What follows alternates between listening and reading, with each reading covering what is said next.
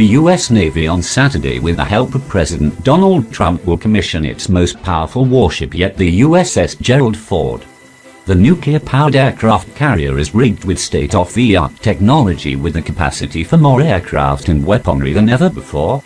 It features system and advanced arresting gear for faster and more efficient takeoffs and landings. The vessel is outfitted with touchscreen navigation display in place of a traditional throttle, and is equipped with a reactor plant that can power the ship for up to 20 years without refueling.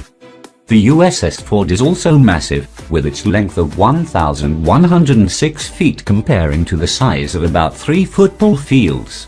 The extra room allows for an expanded flight deck that's easier for jets and drones to maneuver around. Additionally, it features a better positioned island structure, giving the captain of the ship improved visibility. More than double the electrical capacity means the ship can sail more efficiently with at least 600 less crew members.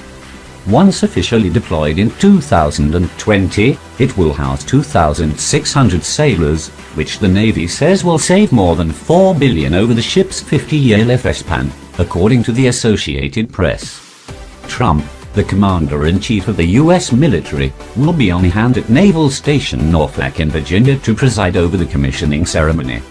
The president initially criticized the USS Gerald Ford, one of 3 of the futuristic ships the Navy has ordered, telling Time in May that the digital aircraft carrier costs hundreds of millions of dollars more money and it's no good. The ship came out to about $13 billion and was delayed over the course of its construction.